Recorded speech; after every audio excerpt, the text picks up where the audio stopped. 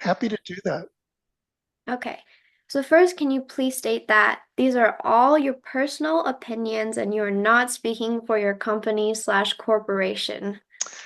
These are all my personal opinions, and I'm not speaking for my company or corporation. Thank you. Can you introduce yourself with your role in your industry and your area of expertise?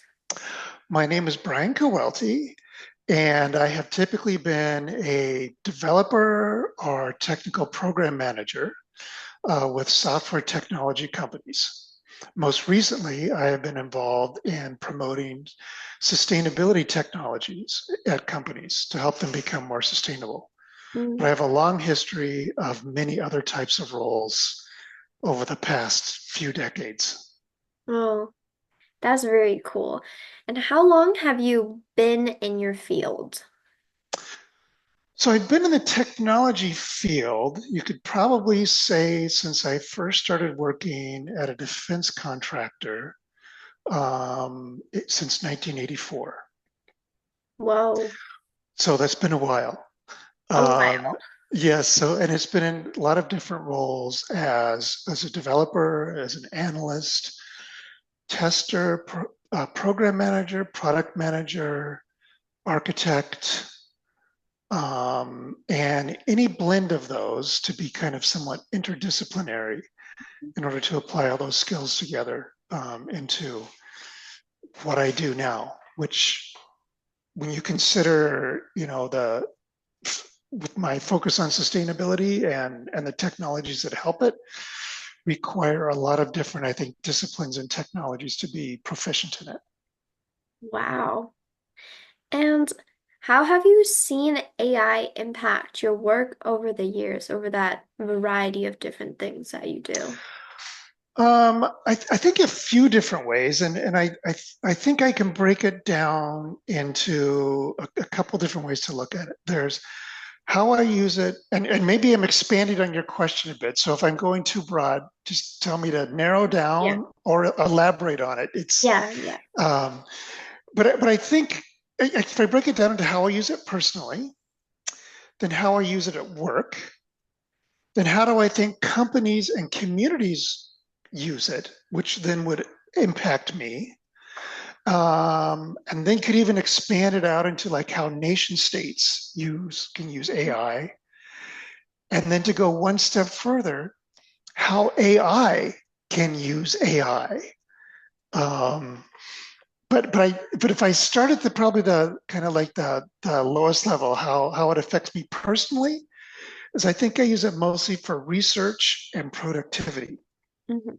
If I think of just day to day work, so perhaps someday, and this is in a non work environment, perhaps someday to expand upon it to use it for entertainment, like tell me a story, a science fiction story, make one up and tell me, read it to me, or maybe to use it to, do things like, I don't know, write children's book and sell them and, you know, do something like that. So, but mostly for research and productivity and just kind of general exploration. I think at work, I think it's research, productivity, and also as an assistant. So, a lot of things that I do at work, around communication, researching, learning, in general, just asking questions, understanding new areas of technologies. I look at AI as an assistant, a digital assistant to help with that. Okay. And and trying to stay up with the abilities of AI to do that well. I mean, it's also it's an effort to use AI, but it saves time. But it's also a little bit of an effort to learn what is new and what's coming, to know how to use that to remain kind of on the cusp of being as productive and effective and as knowledgeable as you can be. Um, how I think companies and communities can use it is I think you can break that down into two things. As producers of AI, so that's actually creating AI agents, AI technologies, and as consumers of AI, again to like open new business lines, to create new AI based or products and services, and again to help the company actually with productivity and with learning, and to actually manage and operate the company as well too, like manage finances or manage HR or manage logistics. Um, and as well too, like if you think in a health field, to help with medical diagnoses. So that's kind of like another level how companies can use it. And I think nation states use it for a lot of different reasons, depending on the nation. Um, I don't think they would necessarily use it like a company does to monetize it, but they can use it, to I think have to assess and analyze and act upon opportunities and threats. Um, and this isn't necessarily a use of it, but actually to regulate it. And at some point in the future, to if not right now, I think there are some regulations. So it's not so much of a use, but it's actually a gate or a governing factor on the use of it. And then probably the longer term one is AI using AI, but that's probably for another discussion of how Yeah. as AI agents kind of grow and there's recursive learning and the context window of what it can include gets larger and larger. So one AI agent will use another AI agent. So you have like an assemblage or a system of AI agents using each other. I've heard contrasting opinions with recursive learning, especially one with etymology. Like our LLMs, the large language models, are running out of like sophisticated training data, but if you train AI on data that is produced by other AI, they will have a smaller and smaller range of vocabulary.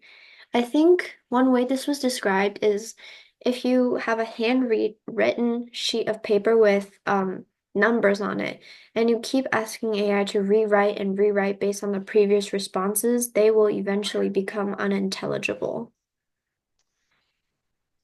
So are you familiar with Picasso's bull? Yes. Okay, so it's kind of like that, or keep simplifying and simplifying it down to some kind of almost like just a very almost unintelligible sketch. But we as humans, since we assign patterns to everything, we can see that it is a bull. Is that kind of what you're talking about? Something like Yes. that? Yeah.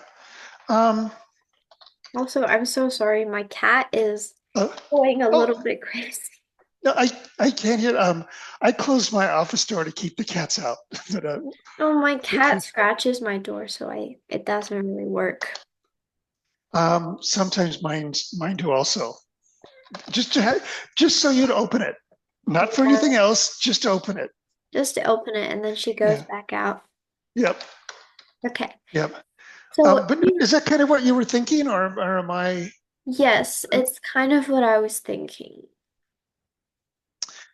Well, I guess the other part too is you might probably would want to determine that experimentally if that is the case, or would AI develop its own language? Which is true. So it may get to the point of like, well, human language is unnecessarily complicated, and I can come up with a better language for myself to communicate with other AI agents. So, kind of like, Esperanto, the language Esperanto was meant to be simpler than Yes. other ones, but it could come up with its own computer version of Esperanto. Mm-hmm. I'm very interested in linguistics. I have so much to say about this. Maybe we can talk about it some other time. But Sure. let's zoom out a bit. In your own words, what would you define as generative AI, and how does it work in your industry? I guess I'd start with maybe a definition of AI as just being a capability of a machine or a system of machines to have cognitive, like human like cognitive capabilities, such as learning, problem solving, and reasoning. I wouldn't say we're necessarily there yet. And I think generative AI is the ability to actually create content based on probabilistic models of existing content that the AI has access to. Yes. Okay. So the next questions are just, do you use AI tools in your daily work, which we've answered. So how has it impacted your efficiency and creativity? Oh gosh, tremendously, actually. From a few ways, I think it has a greater breadth of knowledge of certain particular topics. So I may know enough about a topic to know that I don't know enough. And so I can reach out to AI to get me started in learning more. Um, if I'm a bit lazy about it, I will stop with what AI comes back with, or maybe not lazy or either time constrained, or use that to say, where else might I research? Beyond than just a simple, syntactic or semantic search on Google or something like that. So it has helped with productivity considerably in terms of um, some things I mentioned before, research, into like maybe an industry practices, um, and helping to author communications. So like at work, I would author some of our newsletters. I would get to a point and I said, that's maybe 70, 80% of the way there. AI, please do the rest and make it sound better.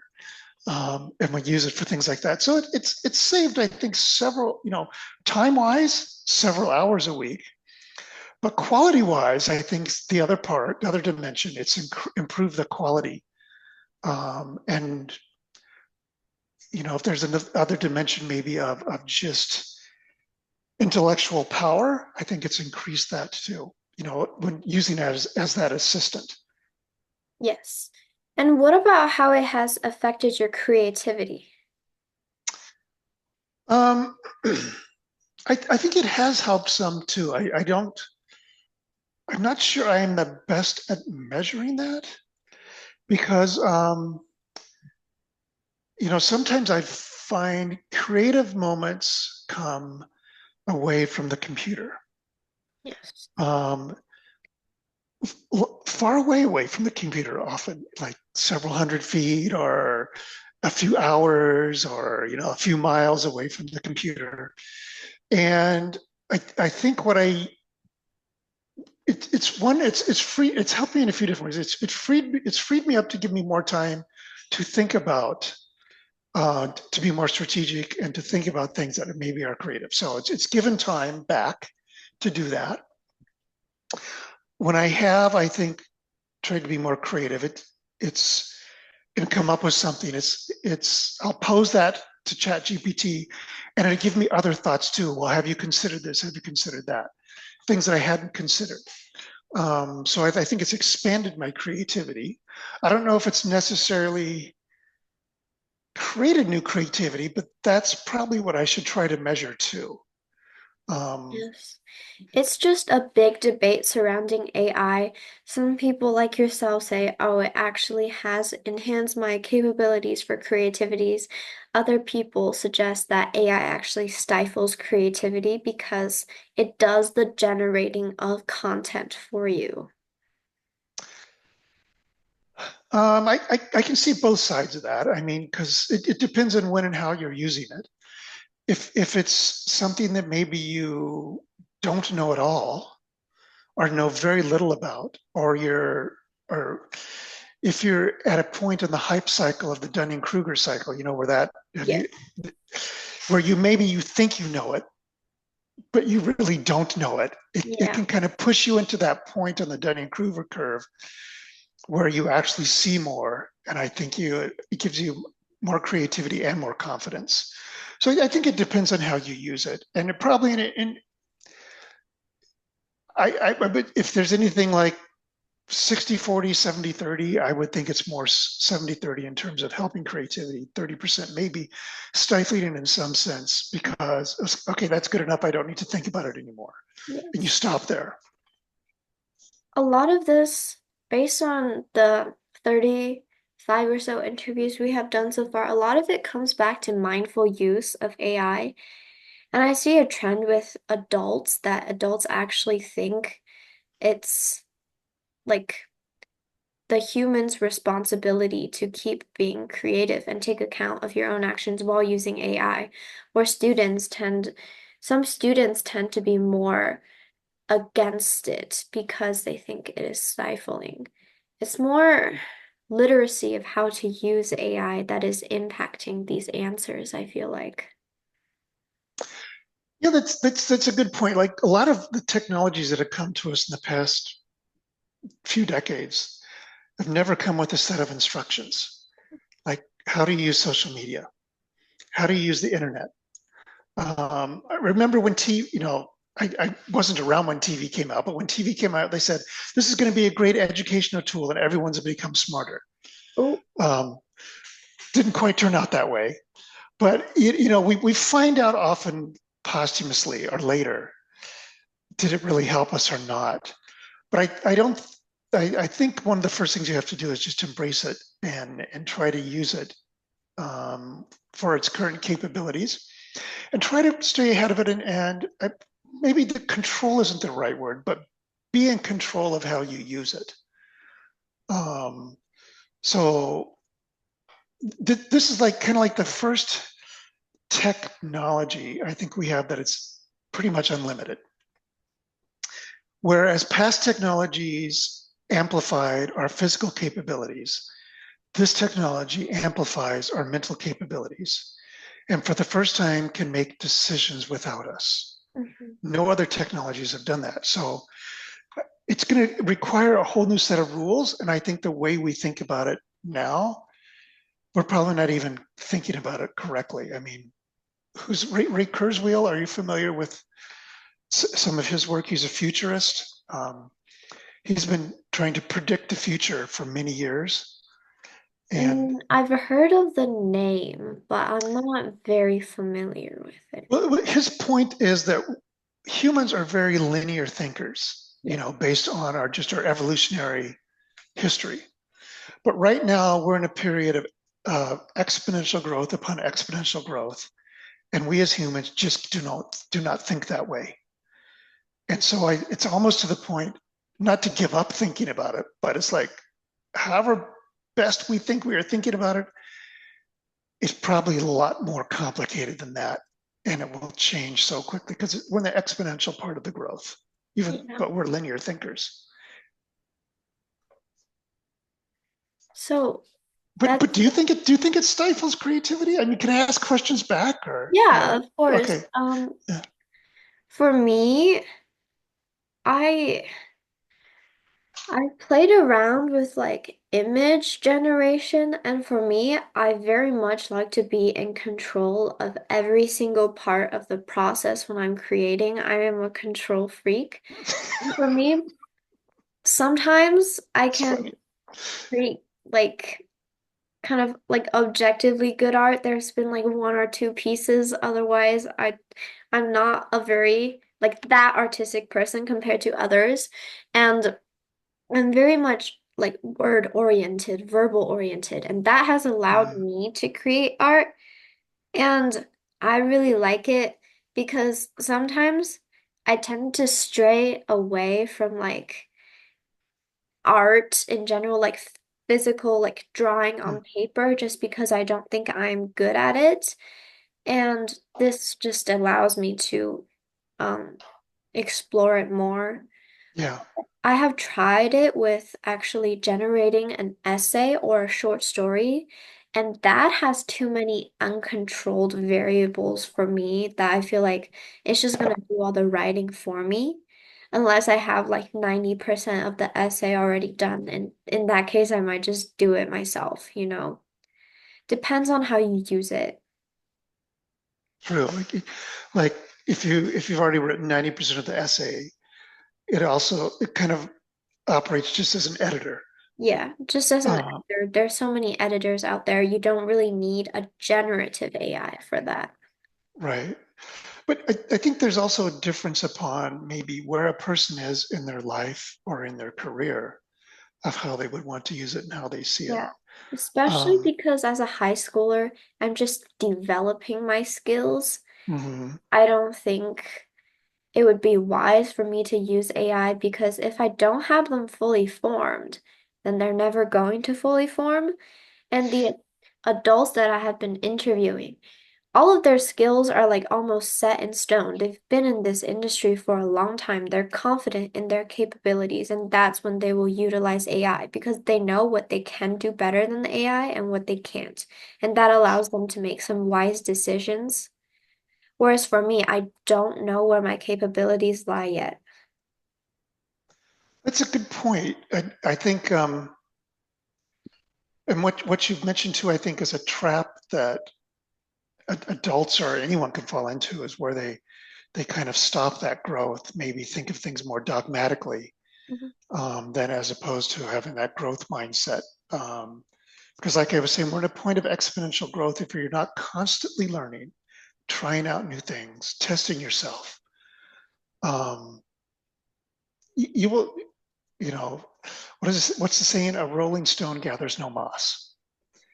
You Yes. know, and so you don't want to be gathering moss. So I think it's just where you maybe balance it. Do I use 10%, 20%, 90%, 100% of AI in any particular task? So it requires probably that learning to know where I should use it, where I shouldn't use it, and when. Hmm. So like for school, it's probably not a good idea because you're trying to form ideas. Maybe at work where you're using it to compete against others and you need to do all this research and have this tight time frame, and you're not really trying to um, learn it to be tested on it or something like that. You need to come up with these ideas. You'd want to increase the percentage of how much you use it. Yes. So, adding on to that, how do you think it would affect workflows in schools? That's a good point. I think it's, there's always the risk of students becoming over reliant on it. There are a lot of technologies available today in school that I know I never had to face, and glad I didn't. But it's like just the internet, iPhones, social media, generative AI. I think how it affects schools though is I think there's almost like amongst the student teacher relationship and maybe student student relationship, it can generate a sense of, maybe mistrust is not the right word, but is that whatever a person I did, feel was it like authentic? Was it authentic? I'm sorry. Go ahead, please. kind of. Because, well, for me, um, I tend to be like better at essay writing, so a lot of the time some people will accuse me of using ChatGPT because of my vocabulary, because if I write something good, it has to be ChatGPT. But that doesn't really bother me very much.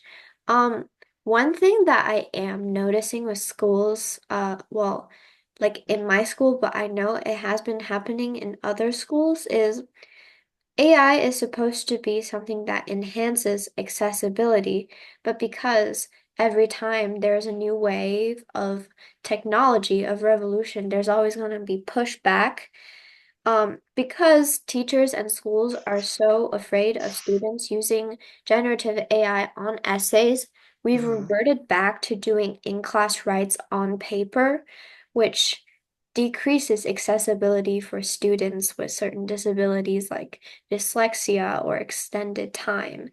Yeah. And this is like one thing that we were trying to deal with this project.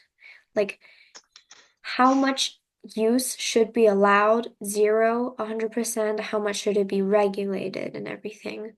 How should teachers deal with the use of AI, which I'm also going to be interviewing teachers. That's a really good point. I know sometimes you can use AI to detect if something was written by AI, Yes, we have but that checker at probably every single school. yeah. So that means often everything has to be, submitted in electronic format, Hmm. so it can be read. So I mean, there's that kind of gate. If you think a teacher does, they're checking of an essay for its, for its style and its structure and content. That's just one more test they have to put on it. Like, is this actually authentic? Um, but you could never really tell if it was maybe 90% student, 10% AI, probably, or 80-20 or 70-30. And then does that start affecting people's grades and their standings in class and then their If ability to you get into are taught colleges? Yeah. using any type of AI on your assignments, it is an automatic zero. Okay. That's good. Mhm. Is it certain types of assignments? Is it allowed somewhere but not in other places? I mean, I use it for research like you do, but mostly it's just essay writing. That's the hardest part because in high school is where you're developing those writing skills. Right. Yes, and it's the writing skills and the communication skills. Because I think that the communication, it's writing is one form of communication. Speaking another type, body language another type. You could see even emotions another type, and it's really communication has been the foundation of all major achievements that humans have made. um, Storytelling and communication in order to bind together people towards a common purpose. So I maybe I'm diverging from the topic a bit. So I think it's super important that that communication is made really important. So I think it'll probably maybe in a few years, it'd just be integrated in as another form of a way of communicating.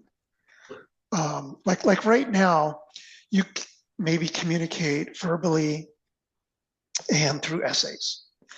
Um, but what if it were really super easy to make a movie? It kind of is easier to make videos now than it used to be. That's another way of communicating, through motion pictures, something like that. So I think we're just evolving in the ways that we can communicate. And we're going to have to realize at some point, maybe we're going to have to communicate with machines too. So that may be incorporated in maybe more the computer programming track or something like that. But there is a human computer interface that I think is broadening, that we need to consider. And so for right now, I guess I think that's a good idea to keep it away from the essay writing portion of school. But I think it's going to probably evolve and be included in some fashion, just as it's understood more. Yes. So you have mentioned it is already being incorporated in a professional setting, like among people who work. But what kind of work or expertise would benefit the most from the use of generative AI? Oh, so and you're sticking to generative AI, just AI versus just AI. Is Generative that correct? AI, since that is what our project is on, there's Okay. so much. The term AI was coined in the 1950s. We're mostly Mhm. focusing on generative AI and its impacts on academia and whether we should include it in school settings. Okay. And is that and so maybe I should step back a little bit too to understand more about your paper. Is it and your thesis or hypothesis? Well, our thesis is just should we normalize the use of generative AI in academia? And we're breaking the interview parts in down into three sections. The student portion is already done. We finished it over the summer, and we are interviewing industry workers and teachers together. After these Mhm. interviews, we will compile the amounts of data. Some will be uploaded to YouTube, and I will be writing the essay. Cool. Yeah. That's neat. That's neat. So your question again is like, yeah, could you What ask your area of question? work would benefit? Benefit the most? Um, I think it's probably is in communication. um, particularly where you have to scale out communication. Where before, if you had like a one-on-one person type communication, like if you called in with a question or a suggestion and you had to wait until you could get a person, it's like your number 57 in line, or we could call you back, something like that. Generative AI, could and has replaced that in a lot of cases. So I think that isn't always the best use, but I think that is where it is being used a lot, is to scale out communication and learning and training. Even kind of like you know training for an education for areas that just don't have the human resources. The generative AI can provide that and get you at a pretty high level degree of education. Um, Maybe not for right now, graduate level education or something like that, but it can get you pretty high along the K through 12 curve, um, with a lot of topics. So I think it is more in those like the communication, education, which is school education, corporate education, um, and I think creativity as well too. I would put that in there also. Okay. I think it gives people that research, the ability to do research a lot faster than they could have before, or more completely than they have done before. Because if you think of um, an evolution of research, 30 years ago, you'd go to the card catalog in the library, or 40 years ago. Then you'd go to the internet and do a lot of research, but you still had to do a lot of actual manual, review of documents. Um, Now you can kind of skip that step, you know, not have to go to the card catalog, not have to do this internet Google search and look at the top 50 things and look through them. But AI does that. It gets you there a lot faster. Um, It does. I don't have to look at so many YouTubes on how to use PCR machine. there you go. Exactly. You know, Also, I will send you another Zoom link to continue this because I okay. to pay for Zoom premium Oh, and it only gives me yes. 40 minutes. Yes, yes, yes. Please, please do.